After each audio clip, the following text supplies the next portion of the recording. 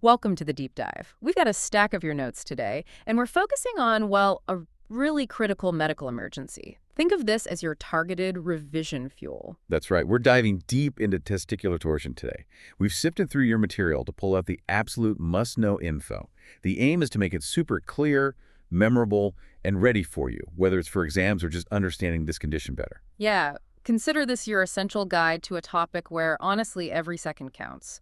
Our goal today, unpack everything, definition, causes, management, the lot, making sure you leave with the key takeaways. And it's important, isn't it? Because this isn't just academic. Understanding testicular torsion is vital because it's so time-sensitive. The outcomes really depend on acting fast. Okay, let's jump straight in then. Definition first. What exactly is testicular torsion? What's the core idea we need? Right. So at its most basic, it's a urological emergency. Your notes define it clearly. It happens when the spermatic cord twists on itself. The spermatic cord, that's the structure supplying the testicle. Exactly. It's like the lifeline contains the blood vessels, nerves, the vas deferens, everything the testicle needs. So if that twists, it cuts off the supply. Precisely. Think of it like kinking a garden hose really tightly. The twist blocks, or at least severely restricts, the blood flow to the testicle. And that lack of blood flow causes... Ischemia. Right, that's the term used. Yes, ischemia. The tissue is starved of oxygen and nutrients because the blood can't get through. If that blood supply isn't restored, and quickly, the testicular tissue starts to get damaged, potentially irreversibly. Which is why immediate medical help is crucial. Absolutely mandatory. It's all about restoring that blood flow as soon as possible to salvage the testicle. Got it. Twisted cord, blocked blood, ischemia, potential damage. Speed is key. So why does this twisting happen? What are the underlying causes, the etiology, and the risk factors mentioned in your notes? Okay, so the fundamental problem, often, is that the testicle isn't fixed securely within the scrotum. It has abnormal mobility. It moves around too much. Essentially, yes. Instead of being well anchored, it can rotate more freely on its cord, making a twist possible. And there are specific anatomical things that cause this. Correct. Your sources pinpoint a few. Things like a high attachment of the tunica vaginalis, that's a covering layer around the testicle. Or just a generally loose attachment of the testicle itself. And the one we always hear about, the bell clapper deformity. Is that in there? Oh yes, definitely. That's highlighted as a key congenital issue. Imagine the clapper inside a bell, it swings freely, right? With this deformity, the testicle hangs similarly within the tunica vaginalis, not properly fixed at the bottom, making it much more prone to twisting. Right, so that anatomical setup links directly to the risk factors then. It does. Mm-hmm. Things like a family history can suggest an inherited anatomical predisposition. And if someone's had previous episodes of similar pain that just went away, well, that's a big red flag. Suggesting it might have twisted and untwisted before. Exactly. Intermittent torsion. And of course, having those known anatomical issue, the bell clapper, that high tunica attachment, those are major risk factors themselves. What about trauma? Can a knot cause it? It can be a trigger, yes, though it seems less common than the underlying anatomy. Your notes mention trauma accounts for maybe 4 to 8% of cases. And age. Age seems really important here. Hugely important. While technically it can happen at any age, even in newborns or older adults, testicular torsion is overwhelmingly seen in adolescents and young adults. The peak age mentioned is between 12 and 18 years. One note even narrows it down to 13 to 16. So if you see acute scrotal pain in a teenager... Torsion has to be right at the top of your list.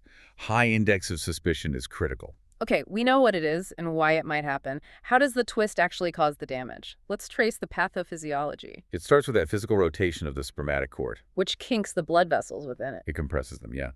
Venous outflow is usually blocked first, leading to congestion and swelling, and then arterial inflow is compromised. Reducing or just completely stopping blood getting into the testicle. Exactly. And that leads directly to that ischemia we talked about, the tissue being starved of oxygen. And if that goes on for too long, irreversible damage occurs. Tissue death or necrosis. This is where the time factor is just so critical. Right. The notes really emphasize this, don't they? The duration of the twist. Absolutely. Yeah. The longer the torsion persists, the more severe the damage, and the lower the chance of saving the testicle. Restoring blood flow early is the single most important factor determining the outcome. Time is tissue, quite literally here. Okay, Yeah. so how common is this? What do the epidemiology notes tell us? Well, it's not super common across the whole population, but it's significant in the affected age group. The incidence is quoted as roughly 1 in 4,000 males under the age of 25. Which again points squarely at that younger demographic. It does. All the stats reinforce this. Adolescents, young adults peak between 12 and 18. And the connection to those congenital issues like the bell clapper deformity comes up again in the epidemiology context. Any specific numbers for regions? Yeah, a couple were mentioned. The U.S. annual incidence figure is that 1 per 4,000 males under 25. And there's data from England, 2013-14, showing over 3,300 total torsion cases, and the majority, over 2,500, were in children. Really highlights the pediatric and adolescent aspect. What about those prior episodes mentioned? People reporting pain that went away. Right, that's an interesting point. Some patients do recall having brief, maybe intense, episodes of scrotal pain before, which resolve spontaneously. The thinking is that this represents torsion that then spontaneously distorted the cord twisted, then luckily untwisted itself. A warning sign, perhaps. Definitely a clue that the underlying anatomical risk factor is present. Okay, let's picture this clinically. Someone presents with suspected torsion. What are the classic signs and symptoms you'd be looking for based on these notes? The absolute classic feature is sudden, really severe pain in one testicle. That sudden onset is key. It usually doesn't build up slowly. And other symptoms often come with it. Yes, nausea and vomiting are very common, probably due to the severity of the pain and the autonomic response. What about the examination? What would you see or feel? Typically, the scrotum on the affected side will look swollen, maybe red, erythematous, and it'll be incredibly tender to touch. Anything else about the position? Yes, two things. The affected testicle might seem to be riding higher than the other one, and it could be lying horizontally, sort of transverse, that's sometimes called the bell clapper position on exam. Might there be any fluid? A hydrocele? Sometimes, yes. A reactive hydrocele can develop due to the inflammation, but one of the really key clinical signs to check is the cremasteric reflex. That's when stroking the inner thigh makes the testicle pull up. Exactly. Normally, it should retract. In torsion, this reflex is typically absent on the affected side. Your notes flag this as highly sensitive, like 100% sensitive, though specificity is a bit lower, around 66%. So if it's absent, that's a strong sign for torsion. A very strong sign. But crucially, if the reflex is present, it doesn't completely rule torsion out, especially if other signs are pointing towards it. You still need to be suspicious. Okay. And what about lifting the testicle itself? Does that help differentiate? Yes, this is a classic point, though maybe not perfectly reliable. In epididymitis, which is an infection, lifting the scrotum might actually relieve the pain that's sometimes called Prien's sign. But in torsion, lifting the affected testicle often makes the pain worse. So the opposite effect. Any other subtle signs? Well, in the very early stages, because of the twist, the epididymis, which normally sits at the back, might be found more towards the front of the testicle. And thinking about the history again, sudden onset, maybe after activity, sometimes lower abdominal pain. Exactly. And always ask about those previous brief episodes of similar pain that resolved. That history of intermittent symptoms is a really big clue. There's a really important warning in the notes about pain getting better, isn't there? Yes, absolutely critical. Don't be falsely reassured if the patient says the pain is easing off after several hours. Pain can actually lessen as the testicle undergoes necrosis and the nerve endings die. So less pain doesn't mean the problem's gone away. Not at all. It could mean the damage is becoming irreversible. You still need to act urgently. The notes also mentioned prenatal torsion briefly. Right, a different presentation. A newborn might present with a hard, firm scrotal mass that doesn't transilluminate. But usually, no signs of pain because the event happened before birth. Okay. So given that sudden scrotal pain is the main thing, but it could be other things, what are the key differential diagnoses? What else needs to be on the radar according to your material? Super important because missing torsion for something else is the worst case scenario. The notes list the main contenders. Like infections, epididymitis. Exactly. Epididymitis, orchitis, or both epididymo-orchitis. These tend to occur in slightly older age groups compared to the torsion peak. The tenderness is often more localized to the epididymis at the back. And remember, lifting the scrotum often helps the pain, unlike torsion. What about twisting of just a small part? Portion of a testicular or epididymal appendage. It's common in younger boys, say 7 to 12. The pain is usually less severe and more pinpointed, often at the upper pole of the testicle. Sometimes you might see a little blue dot sign through the skin there. And fluid collections. A simple hydrocele. Key difference. Yeah. Usually painless swelling, and it transilluminates. Light shines right through it. Could it be a hernia? An incarcerated inguinal hernia, yes, that can cause scrotal pain and swelling, but you need to examine the inguinal canal carefully to check for that. What about a testicular tumor? Less likely to cause acute pain. Tumors usually present as a gradual, painless lump or enlargement. Sudden, severe pain is rare for a tumor. And finally, mumps was mentioned. Yeah, mumps or orchitis, inflammation of the testicle due to the mumps virus. But that's usually in the context of other mumps symptoms, like the swollen parotid glands, and it's rare before puberty anyway. Right. So you've done the assessment history exam. You strongly suspect torsion. How do you confirm it? What investigations are discussed? Well, the most important investigation, arguably, is that strong clinical suspicion itself. A classic presentation, sudden severe pain, high riding testes, absent cremasteric reflex often justifies going straight to surgery. But imaging like Doppler ultrasound is mentioned quite a bit. Yes, Doppler ultrasound is the main imaging modality used. Its role is specifically to look at blood flow within the testicle. Your notes quote pretty good stats for, like 93% sensitivity, 100% specificity. And it can show a whirlpool sign. It can, yes. Yeah. That's the appearance of the twisted cord itself on the scan, and it's considered very specific for torsion, around 99%. Sounds useful. Are there downsides or limitations? Definitely. And this is a crucial point your material raises. Firstly, it's operator dependent. The quality of the scan depends on the person doing it. It can be less reliable in younger prepubertal boys. And crucially. Crucially, it can be misleading in early torsion, or if it's only a partial twist. And your notes explicitly state, persistent arterial flow does not rule out torsion. Wow. So even if the scan shows some blood flow, it could still be torsion needing surgery. Exactly. The flow might just be reduced, not absent. Or the scan might simply miss the twist.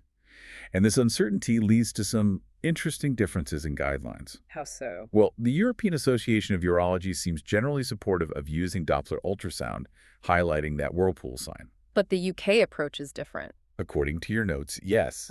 The UK Royal College of Surgeons advises against routine imaging if you have a high clinical suspicion. Their argument is that waiting for a scan or relying on potentially ambiguous results causes delays that risk the testicle. So their stance is high suspicion equals immediate surgery. Pretty much. Don't let imaging delay exploration if the clinical picture screens torsion. Your notes do say imaging might be considered in atypical cases or late presentations, but usually only after discussion with a senior clinician. Okay, that makes sense. Clinical judgment is paramount. So this leads us straight to management. If torsion is suspected or confirmed, what's the plan? It's clear-cut from your sources. This is a surgical emergency. Immediate action is needed. Which means emergency surgical exploration. That's the gold standard. Get the patient to the operating theater quickly. The surgeon makes an incision, usually on the scrotum, finds the testicle, untwists the cord to torsion, and then assesses if the testicle is viable. What determines viability? Color. Bleeding. Yeah, they look for return of color, signs of blood flow returning after detorsion. If it looks healthy, pinks up. Then you fix it. Yes, you perform an orchidopexy. That means stitching the testicle securely to the inside of the scrotal wall so it can't twist again in the future. And if the testicle clearly hasn't survived the lack of blood flow, if it's necrotic, Then, unfortunately, the only option is orchidectomy removal of the non-viable testicle. is there any medical treatment alongside this? Mainly supportive while waiting for surgery. Good pain relief, so analgesia, and antiemetics if they're feeling sick, which is common. What about trying to untwist it manually before surgery? Is that mentioned? Yes, manual detorsion. It can be attempted, especially if there's going to be a delay getting to theater. It involves trying to rotate the testicle outwards, like opening a book, though the direction isn't specified in your notes. Does it always work? Not always, and even if it seems successful and relieves pain, the patient still needs surgery urgently for exploration and fixation. Manual detorsion is really a temporizing measure. Okay, let's quickly summarize the absolute key points for management from the notes. Right. Number 1, treat all acute testicular pain in the relevant age group as torsion until proven otherwise. Get an urgent surgical opinion. Exploration is the standard. Manual detorsion can be tried if delayed. Yes. And crucially, perform bilateral orchidopexy. Fix the other unaffected testicle too. Why is that so important? Because the underlying anatomical problem, like that bell clapper deformity, is usually present on both sides. Fixing the unaffected side prevents torsion happening there later on. Okay. And the notes reiterate timing is everything. Absolutely. Timing and the degree of twist dictate the outcome. Decisions about removal versus fixation get tougher after 24 hours, as salvage rates drop. Fix viable tests. Always consider fixing the other side. Neonates often need the affected one removed and the other fixed. Which brings us neatly to prognosis. What do the notes say about outcomes, especially linked to that timing? This is probably the most striking statistic. Salvage rates, the chance of saving the testicle are incredibly high, 90 to 100% if surgery happens within 6 hours of the pain starting. 6 hours? That's a tight window. What if it's longer? The drop-off is dramatic. If treatment is delayed, say 12 to 24 hours, salvage rates fall sharply, maybe down to around 10% according to your notes. It just hammers home how time-critical this is. Beyond just saving the testicle, any other prognostic point? Well, things like semen harvesting might be possible in some situations. If a testicle is removed, a prosthesis can be implanted later, which can help psychologically. And organopexy can be done electively for people with that intermittent torsion history.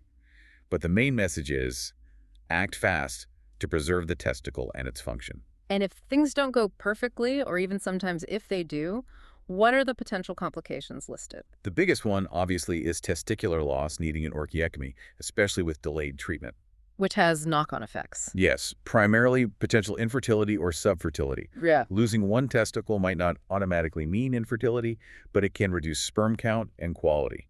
There's also significant psychological distress associated with the diagnosis, the emergency nature, potential loss, and fertility worries. What about damage to a salvaged testicle? That can happen too. Infarction tissue death can occur even if blood flow is restored, leading to testicular atrophy, which is shrinking of the testicle. This can increase infection risk, cause cosmetic issues, and importantly, Also impact fertility. exactly. Atrophy, even in a saved testicle, can impair spermatogenesis, sperm production, leading to subfertility. So even with timely treatment, long-term function isn't always guaranteed. Which means follow-up is important. Definitely. Follow-up and counseling are essential to monitor for these complications and address any fertility or psychological concerns. We've really covered the key points from your notes there, the whole pathway from suspicion to potential long-term issues. It really highlights the need for that high index of suspicion, rapid assessment, and decisive action. So I guess the absolute main takeaway, the headline from this deep dive, has to be that testicular torsion is a true surgical emergency. Time is testicle isn't just a catchy phrase, it's the clinical reality. That 6-hour window is critical. Absolutely. And perhaps a final thought for you to consider is that clinical challenge. You're faced with acute scrotal pain, the urgency, but you also have these nuances. The clinical signs aren't always 100% clear. The guidelines on imaging differ.